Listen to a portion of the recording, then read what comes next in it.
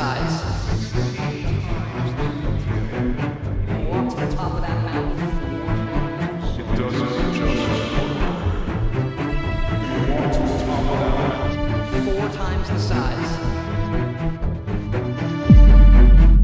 Who's laughing now? Yes, I was in the chess club.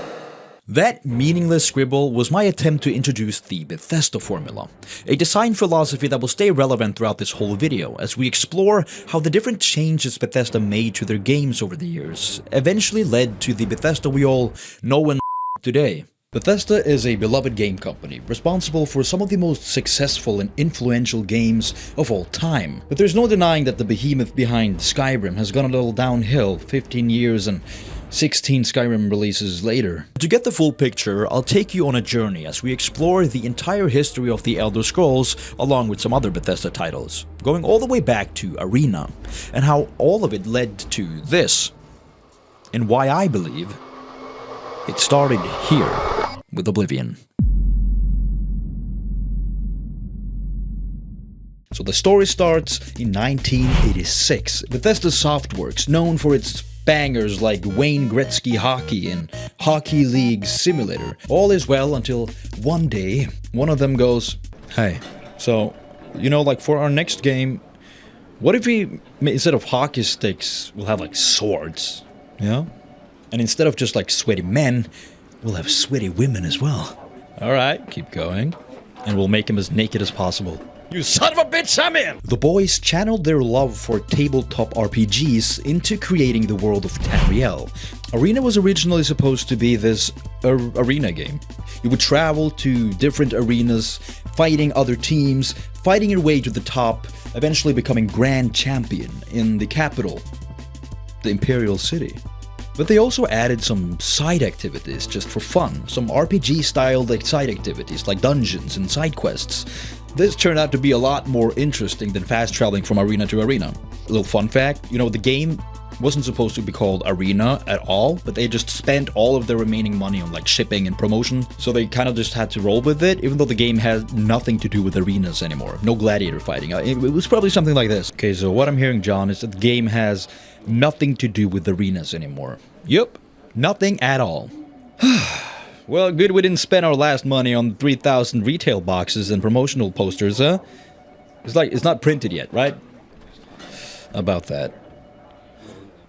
It drops in early 1994 and it's a success, but it did receive an interesting critique. Arena is too big to offer real variety, and thus becomes no more than a very sophisticated dungeon crawl, with minimal plot, followed with the solution being a tightening of the code, a little polishing up of the basic engine, a little scaling back of the size, and the inclusion of some real role-playing elements with a solid storyline, and we're good to go. It was too big for its own good. Bet they won't make that mistake again. Building off the success of Arena, they started developing Daggerfall right away. This time, the game was set in a specific region of Tamriel, thus narrowing it down. Alright, hold on. I just gotta clarify something before we go on here. And yes, I'm Canadian now. So Daggerfall is technically narrowed down if we're talking pure geographic scope. We went from the whole continent in Arena to just one region. But in terms of actual walkable land, the game is still ridiculously massive. Arena technically encompassed the entirety of Tamriel, but it was just an endless procedurally generated loop that didn't actually go anywhere. Daggerfall was the first time they tried to build a real world at that scale, even if it was still just mostly empty. So yes, smaller than a continent, but still 4,000 times the size of Skyrim. Okay, back to the video. They went even harder with the RPG. They wanted a complex adventure with multiple resolutions. They now had classes and skills and actual role-playing mechanics. This time around, you didn't just level up your skills by gaining XP from killing mobs, you would level up a specific skill by using that specific skill. So shit was starting to get real. And after a buggy launch in 1996, it's already a tradition at this point, it was a success. You smell that? Something's cooking.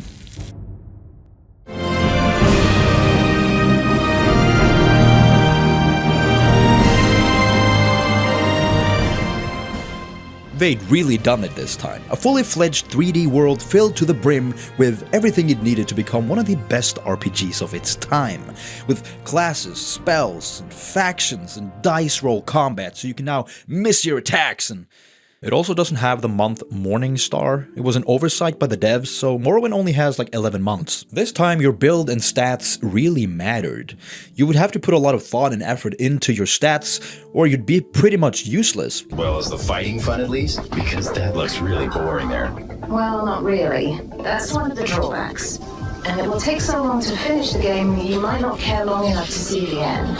I don't care right now. Absolutely no handholding. You're dropped into this world as a frail newborn, clueless and weak, and nobody wants to say a fucking word, so you'll have to read, and you have to read a lot, forcing you to either lock in and become one with the game, or just give up, because you ain't finding shit otherwise. No quest markers showing you where to go, only vague hints and whispers in the wind. At the end of the day, I play games to just enjoy myself. So what if finishing a quest in this game takes me a whole hour when I can finish like 10 quests in this other game in 15 minutes? Simply because that other game conveniently guides me every step of the way, whereas the other one treats me as an adult.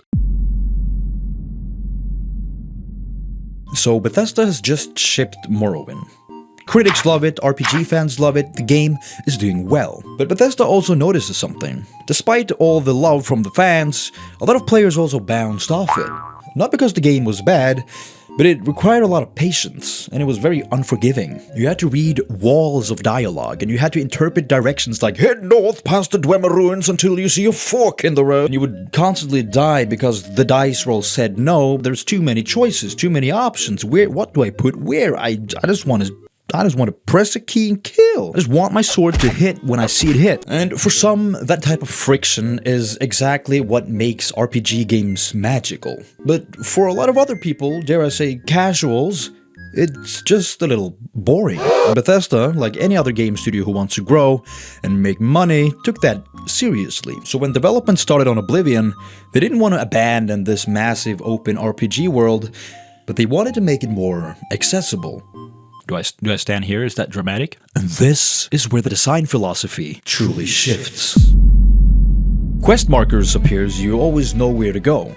You can have fast travel from location to location, and NPCs have finally learned how to talk. Sweet lady of Wayrest, so fine. I ain't got nothing to say to you, fancy pants. And combat becomes more action-based rather than stat-based, so if you see your sword hit,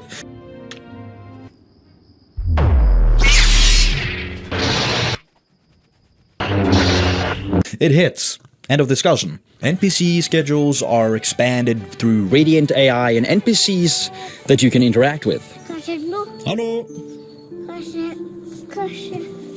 The AI definitely needs a little work, but it's there, making the whole world feel more alive and making the whole experience more cinematic as a whole. Oblivion at the time wasn't seen as a downgrade at all.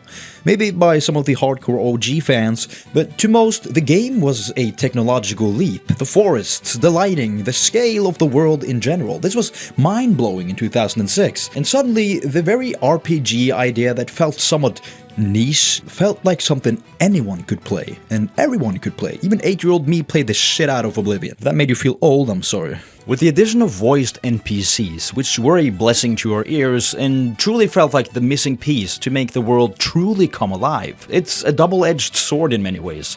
Remember Morrowind and its walls of text? These walls of text allowed the writers complete freedom in creating these unique scripts for each character and NPC. Everyone could have thousands of pages of unique and complex dialogue and their own unique stories. But in Oblivion, suddenly, every word had a price. Fancy pants? It also led to the 100 NPCs sharing like the same 5 voices or something like that. The world around you now levels with you. It scales with you, which is great for ensuring that combat never truly becomes trivial and unrewarding. But it also robs you of that feeling of returning to a so-called low-level area to just absolutely dunk on some creature that used to scare the septims out of you. You return to that starter area or whatever, and lo and behold, There's the rat, and he's in full Daedric armor now. Exaggerated, but that's just essentially what happened. Oblivion introduced fast travel where you can just like instantly teleport to all major cities without ever having actually been there. I don't know what they were on while coming up with that decision, but I'm not gonna bash on fast traveling. I could go on about how it ruins immersion and the need to explore and discover, but like at the end of the day, the answer is simple. Don't use it if you don't want to use it. Todd is not forcing you to use fast travel. And as well as enemies scaling with you, the same goes for armor and weapons. There's no better feeling than being low level and just suddenly stumbling upon some god level armor or dagger or whatever while you're just out and about. But in Oblivion and the games that followed, the game didn't really give you anything that was powerful until the game decided you were high enough level, thus introducing this level-gated loot system that is now a common practice in all Bethesda games. Regardless of all of this, Oblivion sold dramatically more copies than its predecessors, and Bethesda with this got the confirmation they needed, that if you keep the freedom of their open RPG worlds, but remove the barriers to entry that scare off the new players, the audience grows exponentially larger. And this moment is the real turning point. Because it proved a formula that worked so well, Bethesda would keep using it for the next 20 years.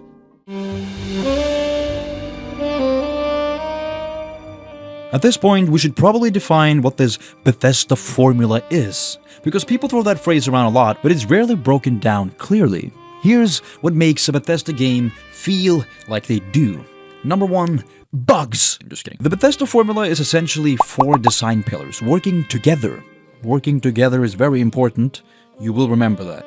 First is exploration before everything else. Bethesda worlds are built so that wandering in random directions almost always lead to something interesting. A cave, a ruin, a quest, a strange NPC. The world itself is one of the main attractions. Second is systemic sandbox gameplay. Bethesda games give you tools, sneaking, lockpicking, pickpocketing, faction reputation. The fun comes from combining these systems in unpredictable ways. One player sneaks into a fortress at night and uses a frenzy spell to have the bandits sort it out themselves, while another one barges in with a broadsword in one hand and a magic spell in the other. I'm the last of the Dragonborn, there's no other my brother, so run for cover. If you got scales, then I'm on your tail, and I will not fail like a free-roaming sandbox game. I'm off the rail. Third is player freedom. Bethesda games famously let you ignore the main quest for dozens of hours. You can become a master thief, a master blacksmith, a master baiter, all before actually going to finish the main quest. The game doesn't punish you for just minding your own business. Fourth is environmental storytelling.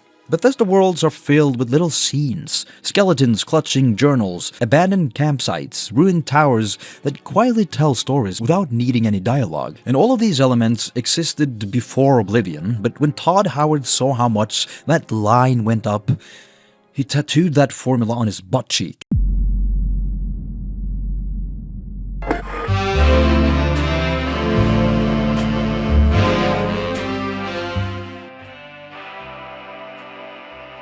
Bethesda's next major project would be the real test. Was Oblivion a one-hit wonder, or could they use the same formula and replicate the success? In 2008, Bethesda releases Fallout 3, and suddenly the Bethesda formula isn't just a fantasy RPG thing anymore. It works with something completely different. Post-apocalyptic Washington, D.C. Selling almost 4 times as many copies as Oblivion did. The moment you step out of Vault 101 and the blinding light fades to reveal the capital wasteland, the formula clicks instantly. Explore the world, loot everything that isn't nailed down, meet factions, and level up. Fallout 3 proved that Bethesda's design style wasn't just tied to dragons and magic. It was a universal design philosophy, and people loved it. Then came the game that would cement the Bethesda formula permanently. The Elder Scrolls V Skyrim. The game that keeps content creators' whole careers afloat 15 years later. I swear to God, just search Skyrim and you'll find something like, "Is the Sweet Rolls glazing historically accurate? Do the Jarls of Skyrim have their own bathroom? Skyrim's iron helmet is more important than you think." Look at this idiot. and I'll reveal what is hidden. Everybody knows Skyrim. Every device knows Skyrim. The moment you step out of that cave after escaping Helgen, you could feel the Bethesda Formula firing on all cylinders. And you see the mountains in the distance. It's almost as if you can feel Todd Howard whisper in your ear. You can walk all the way to the top of that mountain. Gone were all the attributes. You now only had like health, magicka, and stamina, and you would level up and occasionally plop some perk points into your sky tree thing. I remember being really hyped about the decapitation perk, amongst other things of course, but like, yeah, I don't know why I'm saying this. And the thing with Skyrim is that you can't really make any like permanent decisions. There's always a way to just like switch whatever you want to be. In a recent interview Todd Howard gave IGN, he said that he wanted to move away from what he called unforgiving in Oblivion. Whereas you could make a decision early on in the game, and then 100 hours later, once you actually know what the fuck is going on, you're like, hey, why did I choose that 100 hours ago? You gotta reload the game! I'm not gonna bash on Skyrim. I will not allow myself to do that. I love Skyrim. Skyrim sold over 7 million copies in its first week. Which meant that this streamlining stuff sure is effective. And most importantly, Bethesda was now a titan in the gaming industry with a very distinct feel to their games. But success can also be a trap. If something works this well, why risk changing it? 4 years pass and Fallout 4 hits the shelves. The core Bethesda experience is still there, you explore the wasteland, you join factions, you loot stuff, but something was starting to crack. Before I go on, Bethesda had really done something crazy this time, because I remember back in high school, the guys that played FIFA or Call of Duty like once every full moon were suddenly hyping about Fallout 4 in the cafeteria. And I'm not gonna lie, that kinda worried me. Because why the fuck do they care about an RPG game? Do they know what RPG means? Do I sound elitist and cringe? Yeah, but still... The protagonist now has a voice. Thanks again. And the famous dialogue wheel appears, and instead of full sentences where you could see what your character was about to say, you now got 4 very basic versions of yes. It was yes, sarcastic yes, question, and no, which usually just meant like yes, but not right now. Instead of feeling like you become your character, I, at least, had the feeling that you were now more of a director, guiding this voiced protagonist around the wasteland, sitting there all like, come on, more passion, ooh, do the roar. Like, I couldn't make up my own story. You were playing a movie. I actually roleplayed as a man who cheats on his wife, so that's not entirely accurate. The RPG choices just felt narrower overall, and this is where the idea of streamlining truly becomes controversial, because streamlining can remove a lot of unnecessary friction. But if you keep streamlining long enough, you risk removing a lot of the depth that made the game so captivating in the first place. So I'd say it's less about Bethesda's design philosophy and game design stagnating, and more about just moving in the wrong direction. I'm gonna come to Bethesda's defense real quick. Bethesda is also often criticized for its aging technology with stuff like, this was already outdated in 2008. I personally disagree with that. Let's talk about movement, for example. To me, Bethesda games have always had what I call light movement, where your character never really feels heavy, and you're always floating around like some static T-pose character like early game dev. Games with what I call heavy movement would be games like Kingdom Come or Red Dead 2, GTA. In Skyrim and Bethesda games, there's no lingering bit of animation throwing you a couple inches forward. You let go of the W, it's full stop. And I believe deep down that movement, that unrealistic movement, is a big part of why Bethesda games work so well. Because they're like just realistic enough to be really fucking breathtaking, but they're also unrealistic enough to allow you to do stuff that's simply just not realistic. Why am I doing this? And I like that. Video games aren't supposed to replicate real life. I don't need to feel heavy and short of breath in game as well. Then came Fallout 76. I'm not gonna repeat all of it. You've seen it all before, you've heard it all before. Fallout 76 is not so much about the Bethesda formula. The game struggled more because of its online service, its unstable launch, and heavy monetization. I'm just mentioning it because something was clearly up with Bethesda. And the heavy monetization of the game is not really what people wanted to see from Bethesda right now. And eventually we reached a point where the formula faced its biggest challenge. The year is 2022. And the Steve Jobs of gaming walks on stage and does what he does best: sell. The crowd goes wild after every single thing he says, no matter what it is. Guys, we're making a game. It's gonna be really fucking cool. Todd Howard announces Starfield, a game that has been on his mind as far back as 1997. On paper, it sounded like the ultimate Bethesda game. Over 1,000 planets, spaceship customization, massive exploration, Skyrim in space! But something strange happened when players started exploring those planets. The Bethesda formula was still there: explore, loot, join factions, sandbox systems, but the scale had grown so large that the system started feeling disconnected. Like exploration, which had always been one of Bethesda's strongest features, often meant landing on a planet, scanning the terrain, and walking for what felt like an eternity, clearing a generic structure, and then like fast traveling away. This was weird. If Starfield wasn't a Bethesda game, it would not have received the amount of hate it did. But this is just not what you expected from Bethesda. We know they can do better, so this was weird. That's all it was. And at the time of writing this script, Bethesda decides to just like jump out of the shadows and announce Starfield, the big fix update. Essentially trying to improve on a lot of the things that I will talk about in this video as well. So if you're hearing me talk about shit and you're thinking, they fixed that one, just know that I'm not talking about present-day Starfield, okay? The game has been out for years now. They gave us that and just walked away. I think they added like a rover a year later or something. A year! From what I've seen, at least, the freelance update so far has been really well received. But, like, maybe curb the excitement just a little bit, because what has just happened here? Bethesda has added space travel to a space game almost 3 years after its release. I think you should have some more respect for yourself, okay? Bethesda should be held to a higher standard than this. This is like a toxic relationship at this point. The slightest hint of good behavior, and like, oh my god, she's still in there. Oh my god, I can finally fly my spaceship in the spaceship game. I'm looking at you. The issue with Starfield, though, is that it lacked what makes Bethesda games work in the first place. In Skyrim, none of the systems are perfect on their own, but they all support each other one way or another. The combat in Skyrim was a bit clunky, but it was clunky but still good enough to make exploring caves and ruins exciting.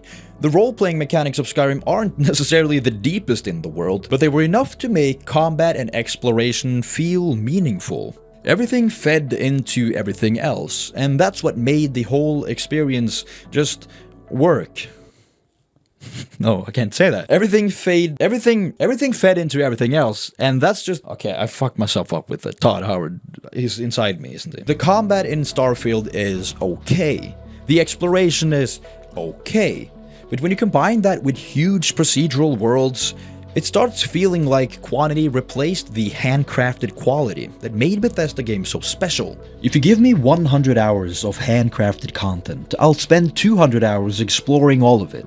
But if you give me 1,000 hours of procedurally generated content, I've seen all you have to offer by hour 3. Starfield technically has a lot of the same systems that the other Bethesda games have, but the systems never actually interact in any meaningful way. You can clear out this facility, but the loot you get in the end doesn't really meaningfully impact how you play the game. You can join a faction, but it doesn't change how you interact with the world or how the world interacts with you. Meanwhile, your factions, your outposts, and your spaceship doesn't impact the way you explore a planet. It doesn't change anything about the game, really. Those same systems that previously made their games so great feel like separate features just sitting next to each other, rather than parts of a larger ecosystem. And when that ecosystem stops feeding itself, the game loses what made them so special in the first place, where these systems interact with each other, together creating this cohesive experience. And that is where Starfield went wrong. Do you remember that critique Arena received almost 30 years prior to Starfield about how the game was too big for its own good? They've come full circle. To be fair to Bethesda, there are a lot of good reasons that they stuck to this formula. Bethesda games sell incredibly well, simply because they're Bethesda and people expect a certain type of game. All you need is a little Todd Howard going, really fucking cool. People don't buy an Elder Scrolls game hoping it would feel like Red Dead Redemption. They buy it because they want that familiar Bethesda sandbox experience. And they have every reason to just stay the same. The money, the mods, the engine, it's all one giant safety net. But as we saw with Starfield, even the strongest net can't catch a game that has no soul. So, what do you think? Was Oblivion the beginning of Bethesda's decline? Depending on who you ask, you might hear that the formula introduced in Oblivion was Bethesda's greatest strength, or that it's the reason their games feel stuck in time. Regardless of which one it is, there's no denying that Oblivion was essentially the point of no return. There are, of course, a lot of other factors that play into this whole decline that I didn't mention at all, but they're arguably more important, such as like pressure from investors, old devs leaving the studio, Emil. They're no longer this underground developer working from a literal basement like they did in Morrowind. They're a multi-billion-dollar corporate asset, and they can't afford to take the same risks as they did back in the day. What Oblivion actually did was define Bethesda's identity. It proved that open-world RPGs could be both massive and complex, yet still accessible. And that philosophy gave us some of the most beloved games of all time, with Fallout 3 and Skyrim, for example. But they also saw that the more they streamlined, the better it sold. And the problem with this incremental streamlining is that you end up stripping away a lot of the features that gave the games their depth. And eventually, it becomes so stripped of its own identity that the hardcore players leave because there's not much for them to do. And it becomes too simple so that even the casual players aren't interested anymore. Essentially, you're left with a game that doesn't know what it is anymore. The gaming industry has changed, and people have changed. And Bethesda now faces a question they haven't really had to answer before. Whether it's time to refine their formula, or look back at what made them so great in the first place. And The Elder Scrolls 6 will be their chance to show us what they've learned since their peak almost 16 years ago.